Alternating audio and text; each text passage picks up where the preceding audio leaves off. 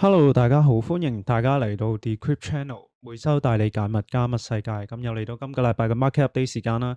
咁今個禮拜可以話係血流成河。咁你睇下齋係禮拜五，已經標普500啊、道瓊斯啊、Nasdaq 啊呢啲全部跌咗5點幾 percent，接近6% 啦。呢個半導體指數跌咗7.6% 啊。咁 Trump 嗰陣上台之前競選嗰陣都有講過咧。好似話邊個總統咧就任期間單日跌幅超過2000點啊，就要將佢用火箭射上太空。咁Trump 啦，可以話係即係如果佢履行自己承諾嘅話咧，佢就要俾火箭射上太空噶啦。咁係非常之慘不忍睹啦。咁其實咁就因為禮拜五就係港股即係亞洲嘅一啲節日啦，清明節啦，咁恒生指數啊、台指呢啲都冇開市嘅。但係你可以見到其實睇翻 CFD 市場啦，咁其實禮拜五嗰陣咧，恒生啊呢啲港類啊都係跌嘅。咁啦，就黃金啦，黃金係之前一度差唔多衝上3200之後啦，都出現咗一波嘅跌幅啦，就跌到接近3000位置啦。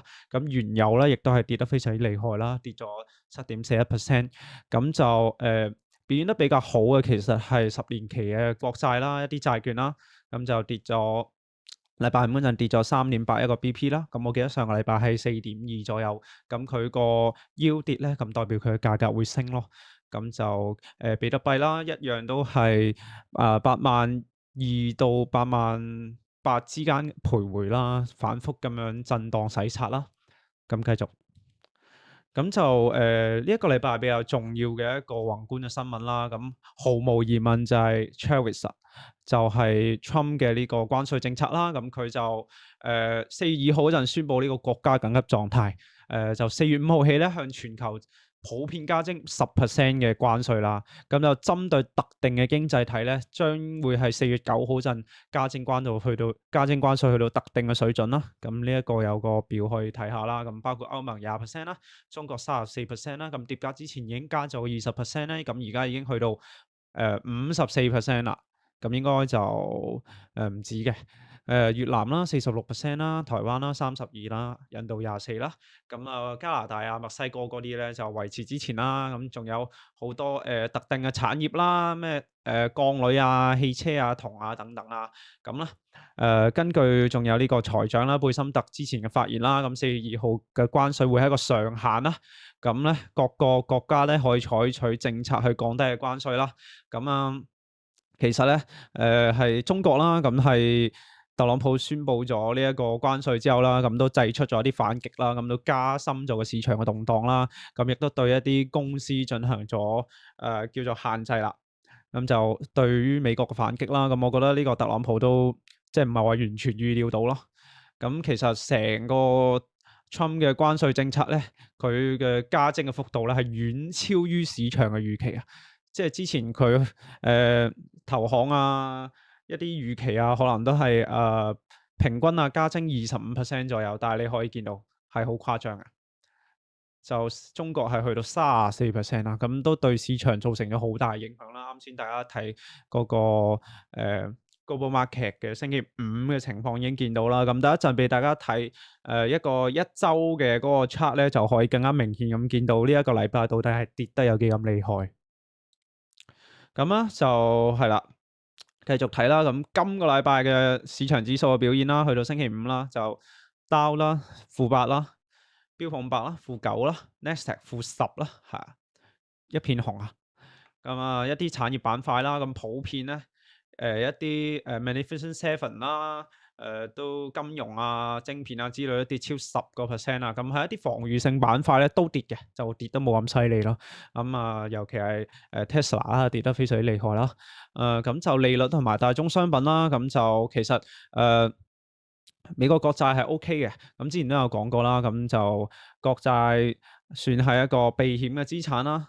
咁其實Trump 佢嘅最終嘅目的咧，都係重構呢個美元嘅信用啦。咁就打壓國債利率咧，咁都係符合佢個目的嘅。咁原油啦，咁都係跌咗啦。咁因為原油都係組成呢個通脹嘅重要嘅關鍵啦。咁原油嘅下挫其實都係有利於通脹嘅下降啦。咁就今個禮拜嘅重要事件啦，就啱先講過對等關稅啦。咁鮑威爾佢講話嘅重點咧，因為其實今個禮拜仲有一個比較重要嘅數據就係非農啦，但係其實非農咧已經對市場造成嘅影響冇之前咁大啦。咁之前大家可能淨係關注呢個就業同埋呢個通脹啦，但係而家最關注嘅就係關稅啦。咁其實就業嘅數據係超過預期，係比想象中好嘅，亦算係話稍微咁減少咗呢個經濟衰退嘅預期啦。咁但係咧，鮑威爾佢嘅講話重點啦，佢都其實話關稅其實有可能會推升通脹啦，會打壓經濟嘅成長啦，佢會採取呢個觀望嘅態度啦，唔急於採取行動啦。咁就PMI 啦，PMI 已經進入咗萎縮區間啦，即係製造業嘅 PMI，咁服務業咧勉強維持50% 以上啦。咁就一啲就業相關啦，咁就呢個其實job 嘅職位空缺咧降到24年12月以嚟嘅新低啦。咁 ADP 同非農咧都非常之穩健嘅，薪資成長嘅情況都正常嘅。咁就業係相對 OK 啦，咁就 PMI 就麻麻地啦。咁就睇下一啲指數嘅表現啦。可以見到3月份以嚟一路震盪下行啦，咁4月頭幾日啦，就非常之恐怖一個跌幅嘅。咁大家如果上網有睇一啲美國嘅 billionaire 嘅資產下跌嘅幅度咧，可以見到係好誇張嘅。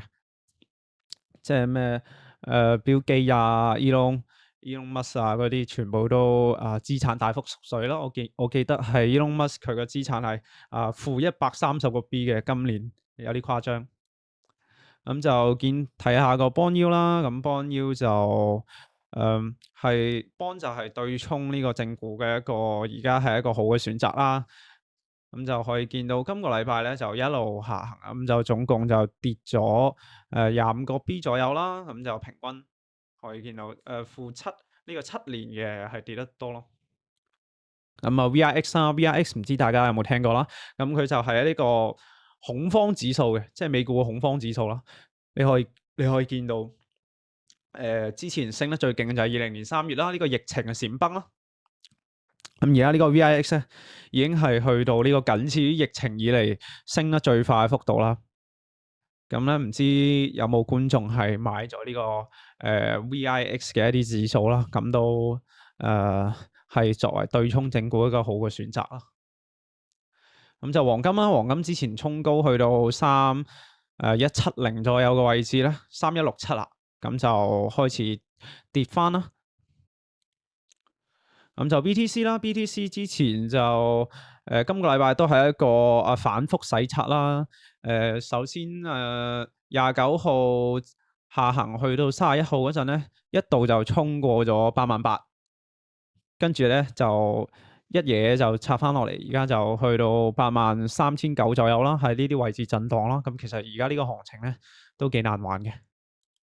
咁就去睇翻呢個 crypto bubble 啦，咁就同之前都睇嘅情況都差唔多啦。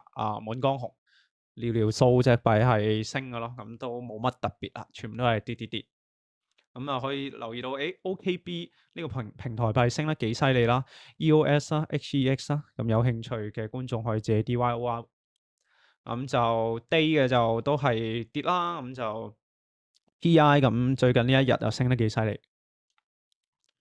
ETF net inflow 啦，咁就喺2個禮拜嘅淨流入之後咧，咁就應該就係 MicroStrategy 啦。MicroStrategy 就一直都喺度 keep 住買幣嘅，可以見到呢2個禮拜都係淨流入啦。但係上個禮拜咧，咁冇辦法啦，一樣都係流出㗎，因為市場個情緒實在太差啦。咁就 Ethereum 啦，Ethereum 仲加慘啦，咁就1、2、3、4、5、6第6個禮拜嘅流出啦。因為佢就MicroStrategy 就冇買 Ethereum 啦，咁就冇個支撐力度喺度啦。佢就相對於比特幣嘅匯率，亦都跌到幾年以嚟嘅新低啊。咁就 Funding Wave 啦，Funding Wave 可以見到有連續一段時間嘅正嘅 Funding Wave 啦。咁隨住市場情緒下降啦，咁都回復翻呢2日去到一個正常呢個區間。咁睇下呢個 Rainbow Chart 啦，就係一啲美國嘅一個之前有個 Twitter 嘅人整出嚟㗎啦，就係佢就預測一個比特幣嘅一個區間啦，上升嘅幅度嘅區間啦。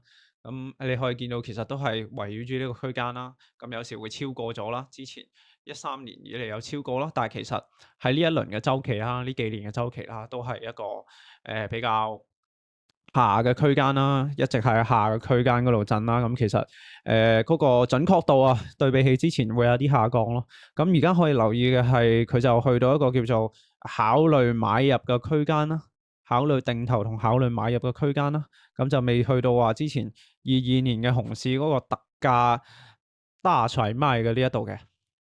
咁就睇翻呢個 BTC 嘅 historical volatility 啦，咁就係之前幾個禮拜一個高波動啊、超高波動嘅情況之下咧，咁就波動率就呢幾日啦出現咗個下降啦。睇下呢個交易所嘅資產證明度啦。就之前Bybit嘅呢個被 hack 嘅事件啦，咁可以見到呢7日咧Bybit就流入咗6.31個 billion 嘅，有啲我記得之前就係一度跌到係10個 billion 左右啦，但係呢7日咧就流入咗好多啦。咁都可以視為呢一個有信心嘅信號啦。我唔知係一啲大戶想將啲幣流去交易所做賣出啦，定係一啲新流入嘅資金啦。咁就都係其實佢哋交易所嘅呢個資產證明增多啦，咁都係一個利好嘅消息。咁就呢個爆倉嘅圖表啦，咁就呢排咧一直都係多單爆倉比較多啦，咁就冇2月啊3月嗰陣爆得咁多嘅，咁證明呢段時間嘅市場情緒啦，都係出現咗下降啦，啲人都唔敢玩槓桿啦，已經俾人爆怕咗啦。咁就清算熱力圖啦，咁就睇翻呢個 BTC 嘅位置啦，係呢個83,000幾左右啦，咁就係呢個84,200左右嘅位置咧，有非常之相對比較大嘅呢個 short 嘅 position 喺度啦，都要留意。咁就 BTCD 啦，持續咁樣提升啦，即係比特幣嘅市佔率一直都係提升啦，呢個不斷咁上行呢個情況啦。咁喺呢一輪嘅週期，比特幣依然都係王者。咁就 Fear and Greed 啦，好過上個禮拜少少啦，但係都無補於事嘅，都係比較差。咁就 Altcoin Season Index 啦，仲低過上個禮拜啦，一直都係16啊、17呢啲位置啦。咁可以留意就係2月20號左右咧，跌到呢個位置咧，已經差唔多個半月啦。咁就講完呢啲數據同埋新聞之後咧，我哋嚟睇下一啲最新嘅消息啦。咁就呢個 BlackRock 嘅執行長 Larry Fink 咧，就睇好呢個資產代幣化啦 ，RWA 啦。係咪對加密貨幣利好咧？咁就係啦，睇一睇。咁就係呢個 DeFi 嘅分析師啦，就引用佢觀點啦。佢就話呢個 RWA 啦，資產代幣化啦，可以改變一切。咁啦，首先啦，第一點就係提升呢個可及性啊，通過拆分呢個所有權啦，令到高門檻嘅資產、房地產啦、私募基金啦，變得更加親民啦，簡化投票權啦，創造新機會。咁其實就係即係就係證券化啦，但係佢就叫做變咗代幣化咯。咁我覺得都係從傳統市場借鑑翻嚟咯。但係就代幣化佢有個好處啦，咁佢其實就會令到成件事會更加簡單啦。咁佢就話呢個 Swift 嘅呢個 transfer system 啦，就過時啦，就好似 email 咁啊。代幣化咧可以帶嚟個最高效率啦。咁佢話要真正實現呢種轉型咧，咁呢個數位身份驗證系統就至關重要啦。咁佢亦都提到呢個 BTC 嘅 ETF 啦，創佳績啦，但係就警告呢個美元霸權風險啦。即係比特幣如果被視為比美元更加安全嘅避險資產咧，咁可能會削弱美國嘅經濟領導地位啦。但係就避險資產呢樣嘢咧，我就有所保留啊。因為你可以見到呢排嘅市場嘅動盪啦，咁啲人都係傾向於買黃金多過比特幣啦，咁都係買美債多過比特幣啦。咁比特幣都係同美股相關性比較高咯，但係就會好啲咯，因為就你可以見到 keep 住喺8萬樓上嘅比特幣就冇好似話美股咁去相對地崩跌啦。咁其實社群嘅反應就話代幣化咧不等於擁抱呢個加密資產。仍然係被呢個傳統金融同埋監管所限制綁架啦，未去到顛覆性嘅創新啦。咁咧代幣化咧都要時間去驗證落唔落到地啦。咁咧社群認為 fake 咧看重嘅就係呢個區塊鏈技術本身啦，而唔係 crypto 嘅本體啦。咁就繼續嚟睇啦，呢個 Trump 嘅呢個 family 啦，插旗呢個crypto mining 嘅，同呢個 Hot X 啦合作，成立咗呢個 America Bitcoin。咁係佢個兒仔啦，Eric Trump 啦投資嘅呢個 American Bitcoin 啦，同埋呢個礦企合作㗎，即係佢哋目標就係成為呢個全球最大最高效嘅礦商啦。咁就係位於加拿大多倫多嘅挖礦嘅公司。好啦，都係一啲消息啦。咁就 Trump 嘅家族會擁有20% 嘅股份啦，佢就會擔任呢個策略長啦。佢個兒仔，咁咧佢就呢個 HubX 咧就擁有呢個10,273枚嘅比特幣啦，就係上市公司裏面排行第6嘅。但係咧佢今年嘅股價已經跌咗45%啦。咁大家有興趣可以自己 DIY。咁就繼續嚟睇呢個最近比較沸沸揚揚嘅新聞啦，就係呢個孫宇晨，佢就號稱呢個 Third Digital 嘅 Trust 啦，資不抵債啦。咁就呢個穩定幣 FDUSD 咧大幅脫歐啊，最低去到0.88。咁啦，佢就話啦，要保護用戶啦，保護香港啦。呢個 FDT 咧，實際上已經資不抵債啦。咁就啲人就話佢係俾呢個 FDT 咧割咗唔少錢啦。即係通常都係孫宇晨割人啊嘛，孫哥啊嘛，孫哥咁樣。但係呢次佢俾人割啦，比較有趣嘅呢個。呢個係佢嘅 X 啦。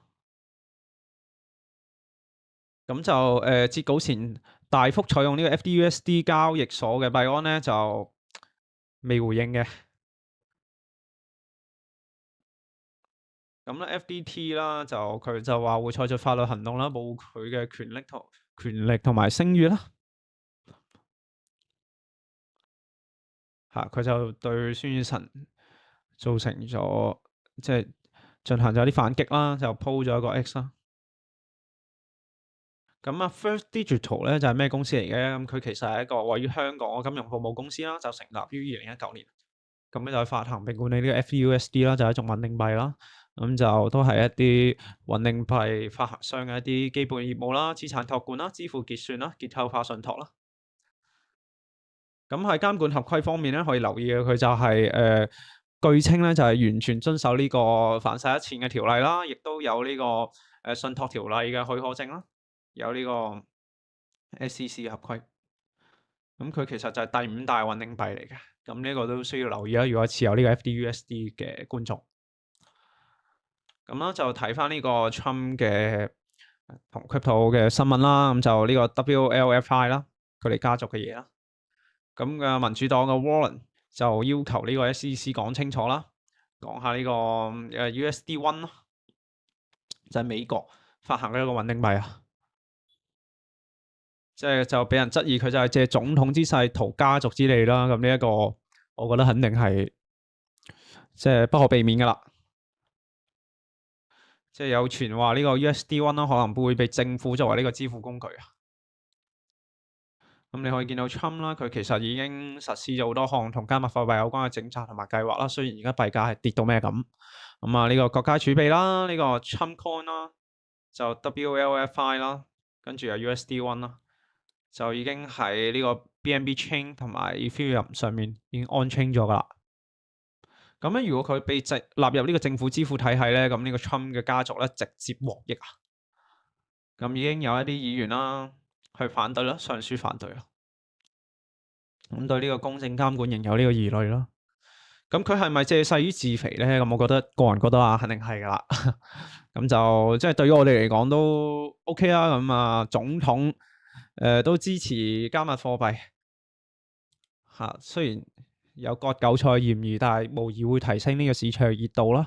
咁如果係之後政策穩定落嚟，咁美聯儲減息嗰陣咧，咁佢對於政策嘅寬鬆啦，亦都係一個長期嘅利好咯。咁就再繼續睇呢一個比較 hit 嘅新聞啦，就係呢個幣價暴跌，你 ACT 幣啦，呢個 meme coin 嚟㗎啦，AI meme 啊，就暴跌咗50%背後嘅真相啦。咁就係一個幣安嘅槓桿規則調整，引發咗呢個骨牌效應啦。一啲嘅做市商被逼斬倉，係呢個 Winter Mule。咁其實咧就係幣安對個合約槓桿同埋保證金嘅突襲式調整啊，引發咗大戶俾人強平。咁呢一個就即係宇宙大鎖幣安啦，咁就做得有啲問題啦，係一啲崩跌。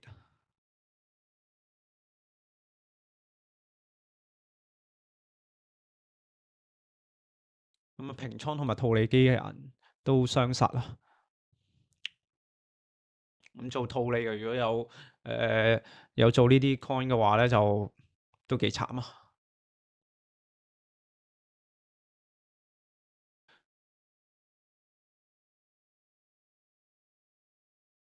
咁就呢一個 DWF Labs 啦，都係做市商嚟㗎啦，惡名昭著啊。佢會承諾會提供呢個資金支持啦。咁其實咧呢個亦都係對加密市場嘅呢個結構再受到呢個考驗啦。咁我其實係幣安佢自己就做得有啲問題啦。即係你冇理由係突然間調整呢規則，搞到人哋斬倉㗎。咁就今日嘅market update 就到呢度結束啦。咁就我哋下星期再見。喂，Hello，大家好，This is Trevor。今個星期 Decrypt 深度分析，我想講下今年2025年嘅 Web3 嘉年華。首先第一分幾方面嚟講啊，第一人流方面Web3 嘉年華嘅話，可能因為熊市啊，比上年嘅人少咗啲。但係我覺得整體呢個峰會係 OK 嘅個質素，即係無論係 Binance 嘅 Easy Labs 嘅 Ella 都過咗嚟啦。咁可能其他嘅峰會，無論係 AI 加 Web3 峰會定係 Bitcoin 相關嘅峰會啦，都有好頂級嘅嘉賓過嚟。人流方面，老實講的確少咗，畢竟依家唔係牛市係熊市啊嘛，都可以理解嘅。但係如果我要話總結一句嘅話，就係真正嘅 builder 仲喺度標緊，係毋庸置疑咯。咁第二方面啦，我想講下 side events 咁樣。咁跟住 side events 咧，我會話兩個 highlight 啦，一個係 Binance， 另一個係 Bitget。Binance 嗰個就係哇屌 CG 都喺度，咁小弟都好榮幸影到張相，算係個里程碑。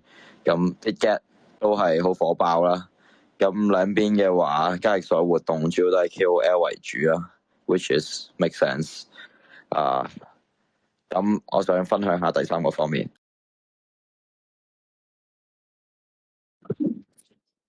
咁第三個方面，我想講下依家我自己睇好嘅賽道啊。老實講，依家越嚟越多嘅項目方又好，就算係 Web3 嘅資本又好 VC 就好，其實都已經有啲厭倦，即係原本 Web3 玩嘅 narratives， 即係自己圈內人大家有互割啊，即係整啲 hype 啊。其實老實講，大家都係揾緊一個真係 sustainable 嘅方法嚟進行呢個Web3 嘅 revolution。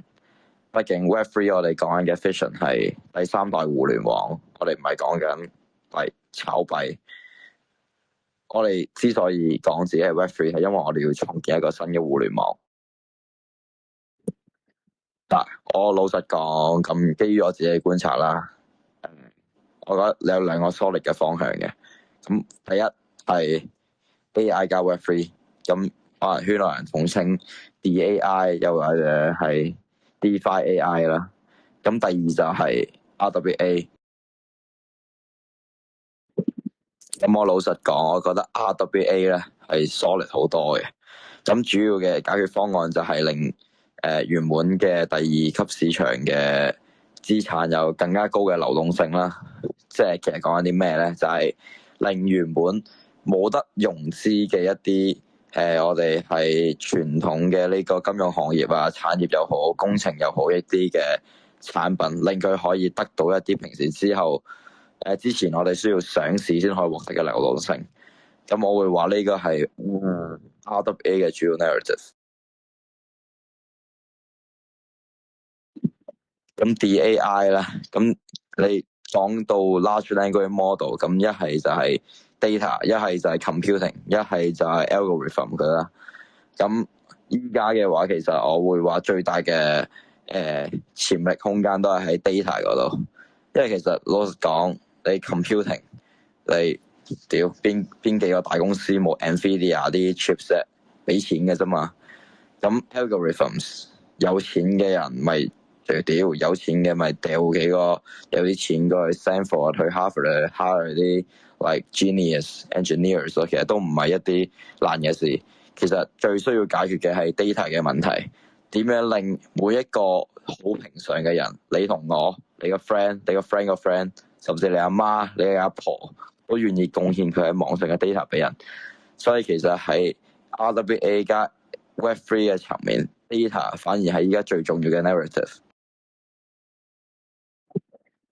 好啦，咁我今日呢個 Decrypt 深度分析就分享到呢度啦，我哋下一期再見。See you 好啦， next 下一 week。隻我哋睇 ENA 啦，咁都係睇翻 Binance 嘅現貨圖啦。咁 ENA 喺周線嘅角度嚟講咧，佢係一個橫盤嘅走勢嚟嘅，個阻力係歷史高點位置去到同歷史低點拉出嚟嘅 Fibonacci 0.618去到0.66啦，即係價格喺0.75去到0.69之間嘅。咁近期最接近嘅阻力位置咧就係 Fibonacci 0.382啦，即係價格喺0.426附近嘅。咁支撐位置其實喺幣安上線嘅開市價啦。咁圖入面嘅白線 open 顯示咧，佢係個整數0.3啊。佢再落去嗰個支撐嘅開市價，去到最高點拉出嚟嘅 Fibonacci 1.13啦，去到1.272啦。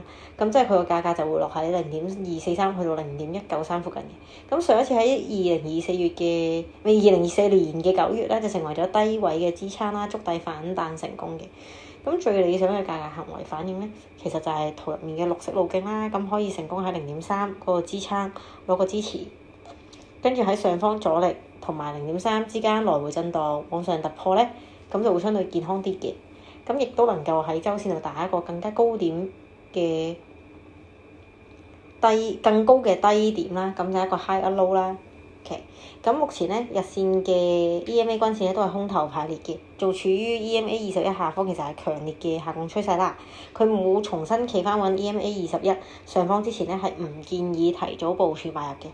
咁如果佢跌破咗0.3嘅支撐啦，可以等待價格到達咗0.243去到0.193啦，咁可以觀察一下。我哋可唔可以再次測試，而且受到支持啦？咁配合埋日線嘅 RSI 啦，同埋 MACD 嘅超賣同埋背離嘅情況咧，我哋先會考慮去買入嘅。咁買點就0.3啦、0.243啦、0.193啦，同埋企穩日線 EMA 21。咁呢啲位我就會自己去買現貨嘅。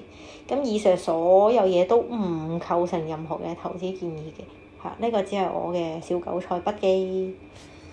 好啦，我哋今日睇下 AR 嘅 Binance 現貨啦。咁 AR 阻力位咧，可以喺歷史最高點去到最低點啦，拉一個 Fibonacci 揾出嚟啦。